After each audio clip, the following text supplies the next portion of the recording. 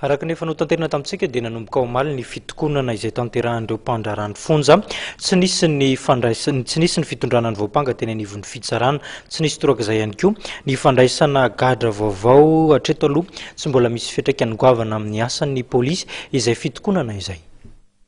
Araka ny nambarana teo anivon'ny polisy pirenena dia tsy tena misy fiatraikany amin'ny asa izay ataon'izy ireo ny fitokonana mpandraharahan'ny fonja nanomboka omaly.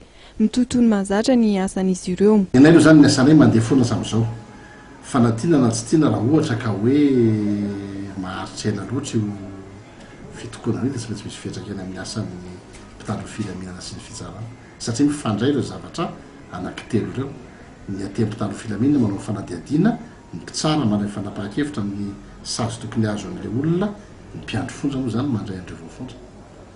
Araka ny fanazavana nentin'ny commissaire dia voafetra ao anaty 720 ora ny fahazoan'ny mpitandro filaminana mitazona olona, ary efa tapitra io feam-potoana io dia tsy maintsy alefa ilay olona na atolotra amin'ny fitsarana. Zavatra telo no ahafahana mitazona olona, na no ny fanadihadiana tsy maintsy atao aminy, na hoe atahorana andositra izy, na hoe sodiarany valifatin'ny olona nanaovana zavatra, dia izay ny antony hitazonana azy. Rehefa tapitra ny 720 ora dia atolotra ny fitsarana ilay olona. Tsy anjaran'ny mpitandro filaminana ny mamoaka ny sazy fa ny mpitsara.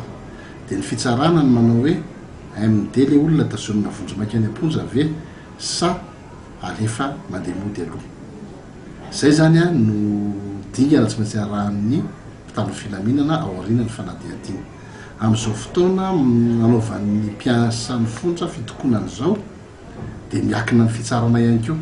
Raha ohatra moa ny fitsarana hoe misy olona miteny izy averina aty aminay, dia naverina aty aminay zany izy dia tazominay aty. Rehefa alefany moa zany dia efa izy foana no ny baiko ny fitsarana zany no arahanay amin'ireny olona atolotra ny fitsarana ireny.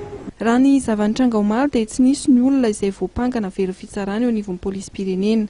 Mariana fa na dia efa nisy aza ny fionana teo amin'ny sindikan'ny mpandraharahan'ny fonja sy ny praiminisitra ministra fitsarana ary ny amin'ny ministeran'ny vola sy ny teti-bola omaly dia tsy nahafa-po ny mpandraharahan'ny fonja izany ary mbola nitoetrany ny hetsika fitokonana izay tanterahan'ny mpandraharahan'ny fonja. Tsy mbola manatitra voafonja eny amin'ny fitsarana ary tsy mandray voafonja vaovao ny fonja sy folo manerana ny nosy.